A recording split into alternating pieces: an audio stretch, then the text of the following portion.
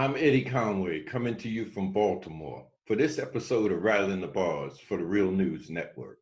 Everybody's aware that there's always been a two-tier prison system, one for white-collar prisoners, high-profile prisoners, and the other for everyone else. Well, since this COVID-19, apparently a number of those high-profile prisoners has been requesting release, clemency, etc., and they have been getting different treatment than the rest of the prison population. So joining me today to look at this and to look at the two-tier prison system itself is Paul Wright and Brandon Garrett. So Paul and Brandon, thanks for joining me. Thanks for having us on the show. Hey, thank you. Thanks for having us. Okay, this is a question for both of y'all. What do you make of this special treatment for high-profile, white-collar, or whatever kind of crime prisoners that they're receiving? Well, I could jump in. I'm not sure what the evidence is for special treatment. You know, prisoners in all types of settings are extremely vulnerable to COVID, and it's terrifying what's happening in our minimum security prisons and our maximum security prisons and our local jails. Everywhere in our criminal system, people are exposed because it's not a system where people are allowed to stay at home, obviously. Now, one thing we see is that people who have resources, who have good lawyers, can sometimes more effectively, using connections, just using good lawyers, push for clemency. Clemency is highly discretionary. And so in some states, you can really appeal to the governor, and maybe your connections can help making such an appeal. In other states, there may be an administrative body that does pardons. And unfortunately, in most states, because of tough on sentencing laws passed in the 90s and sometimes in some states earlier, there is no parole. But there are more sentences where there are life without parole sentences or extremely long sentences. And as a result, we have vast numbers of prisoners across the country that are elderly, extremely vulnerable to COVID, and have no options.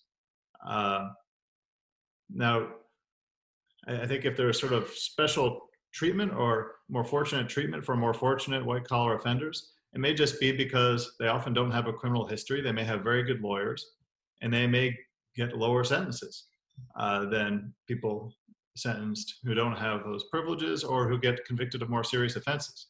And so, in the news today, they were reporting how Michael Cohen, including in exchange for his cooperation, was sentenced to a low security setting. That said, COVID has exploded in that setting, and the Federal Bureau of Prisons has decided to release everyone there. So it wasn't his special connections, but it was a facility where 1,000+ people are all being released. What I think that's also a symptom of, though, is that a lot of the releases that we've been seeing in response to COVID have been facilities like that, or sort of low-level offenders, people in for parole violations, people who are about to be released anyway, who didn't have much time left on their sentences. We're seeing a lot of states do triage, and the only people who are being released tend to be people who are convicted of lower-level offenses, who've mostly served their time. They aren't taking more aggressive action to think about limiting the prisoner jail population in response to COVID. Yeah, I tend to agree with that commentary and that analysis, and I think that the critical thing here, that the advantage that I think that wealthy defendants have in this setting of the coronavirus is that they already have lawyers, they have counsel on retainer, lawyers that are ready to swing into action as soon as something happens. And the reality is that the vast majority of the people in America's prisons and jails are poor, and they're so poor they can't afford counsel, and they have to rely on lawyers, and generally. The right to counsel doesn't attach after people are convicted, especially once they have been sentenced and are doing their sentence, especially on guilty pleas.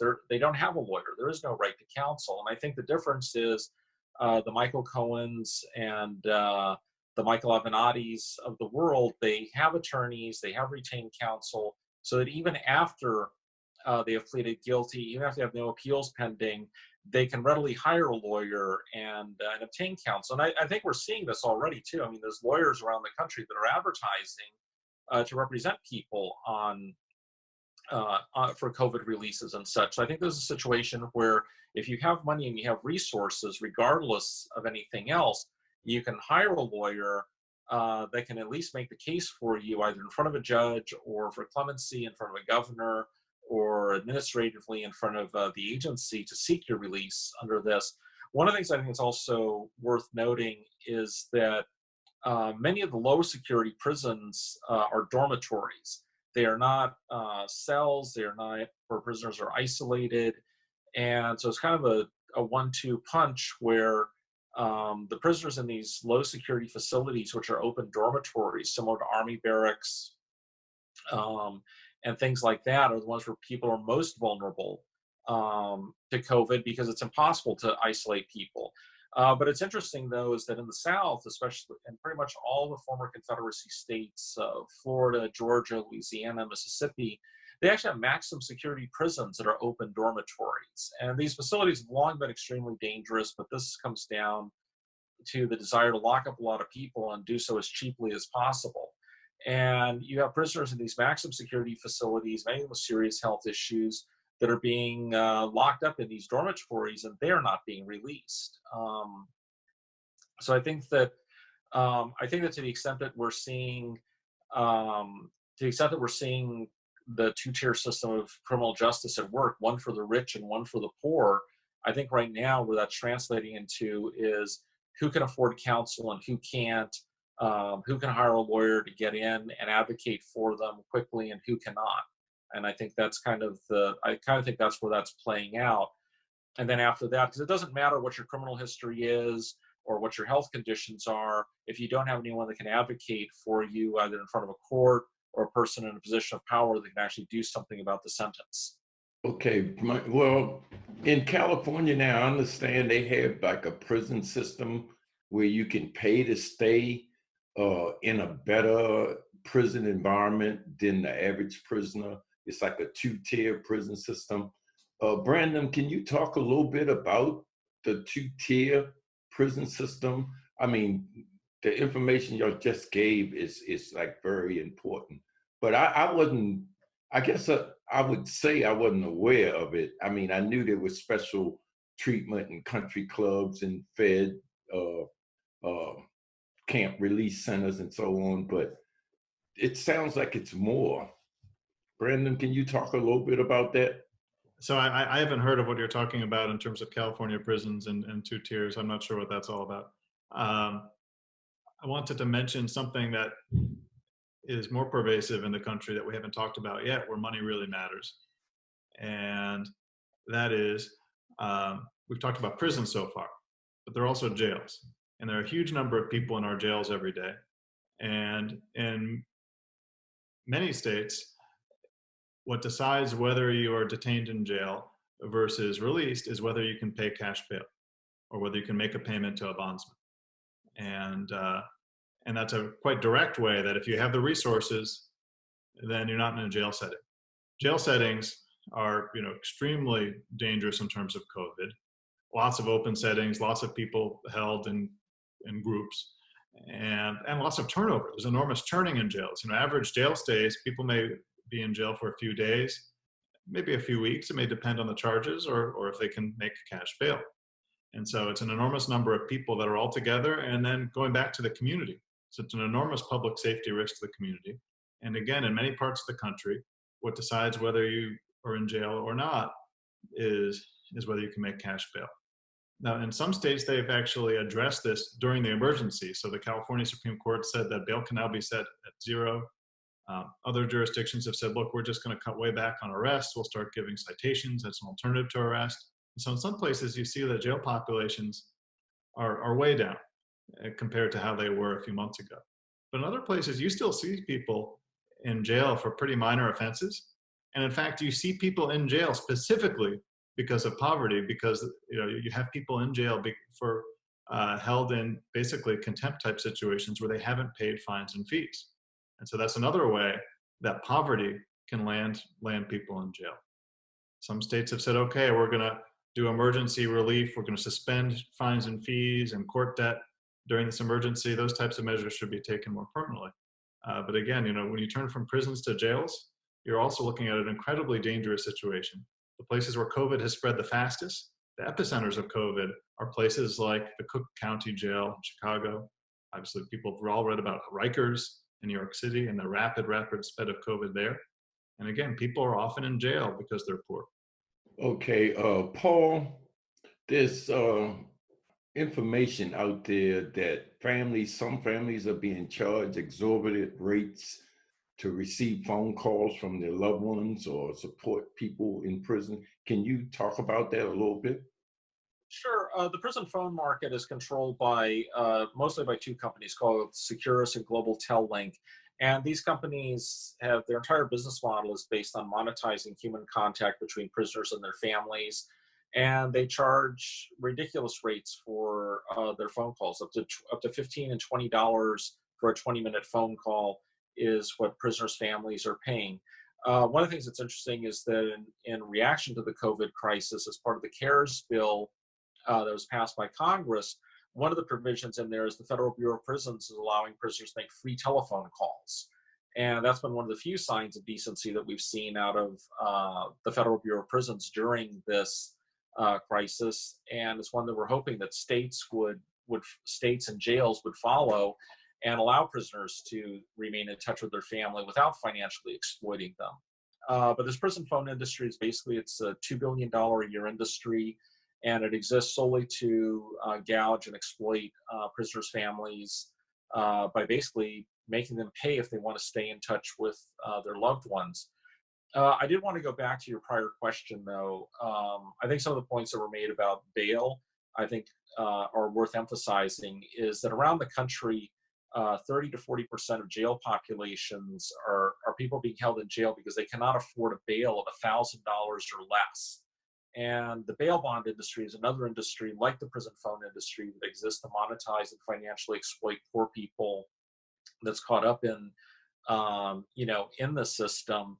And we also see lots of people that, in addition to not being able to pay bail, are also being held for non-criminal offenses. I think Prison Legal News, a few years ago, we did a story that on any given day around the United States, over 50,000 people are being held in jail, not because they're accused of a crime, but because they're too poor to pay child support. And, that's an enormous number, 50,000 people. That's the size of the entire Ohio prison system, for example. One of the things is you did ask about about jails, pay-to-stay jails in California. Prison Legal News has reported extensively on that phenomenon. And basically what they are is these are city jails in and around the metropolitan Los Angeles area.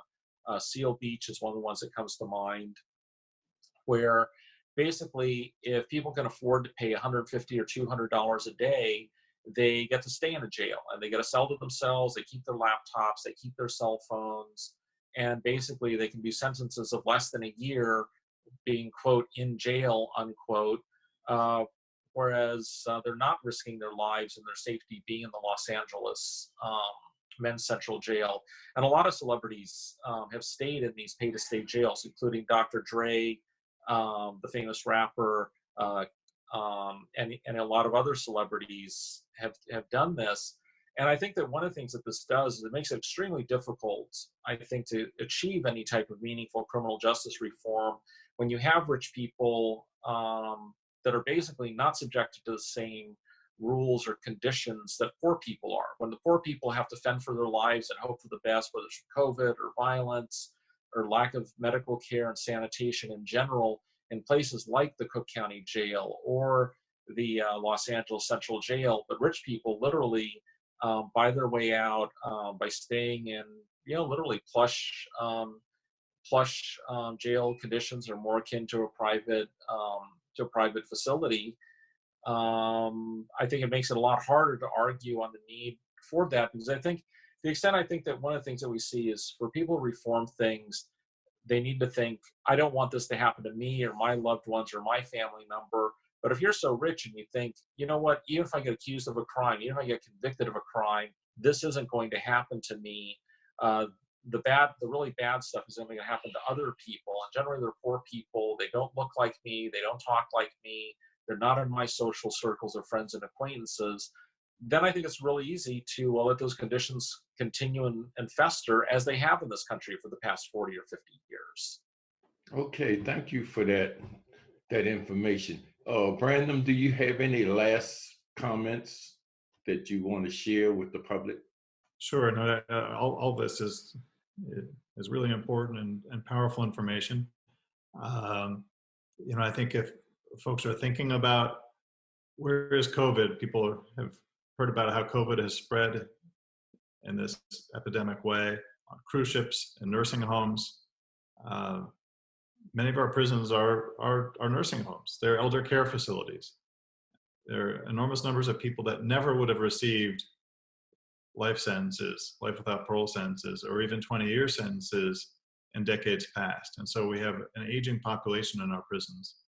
The quality of the medical care is often not good, and the quality of the medical resources, beds, hospitals in the rural communities where many prisons are located can't support what's going to happen once COVID starts to spread in these facilities. And I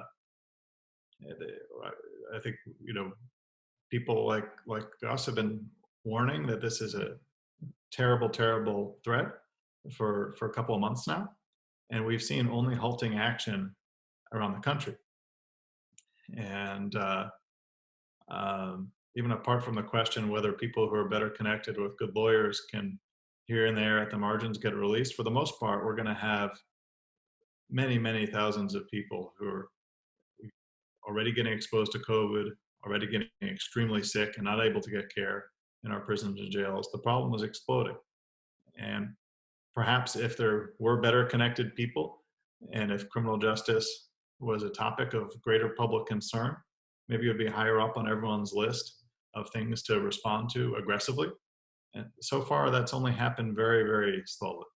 And so just big picture, our prisons and jails are the new epicenter for this COVID virus. The results are already tragic for both people in these facilities who are incarcerated, for the people who work there, for judges and lawyers, for family members.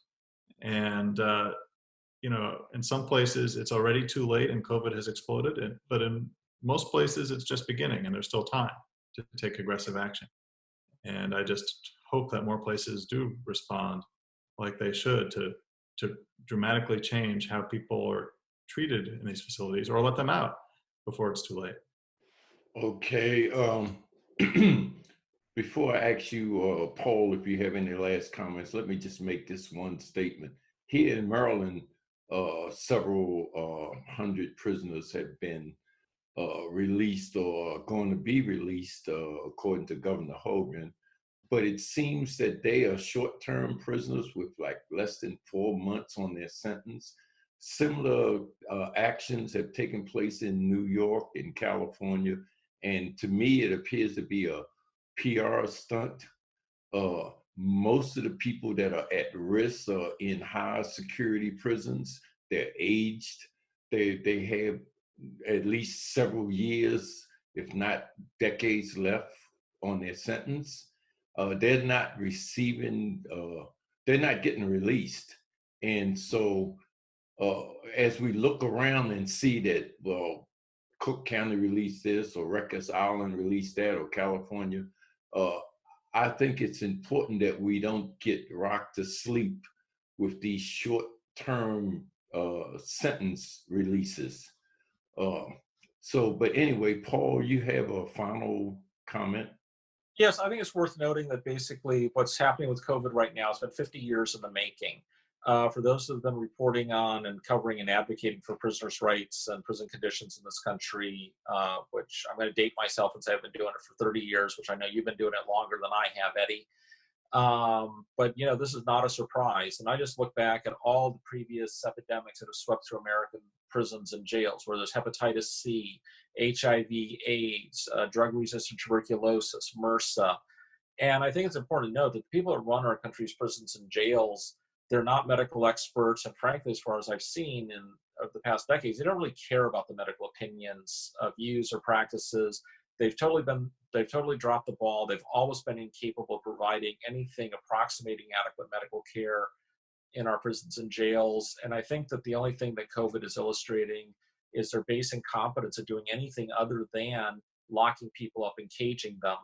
And I also think that, as you note, Eddie, this kind of tepid response of letting a few people out, as I see it, the story isn't going to be the 10 or 20 or 30,000 prisoners that were let out in response to COVID, but the 2.5 million that weren't let out.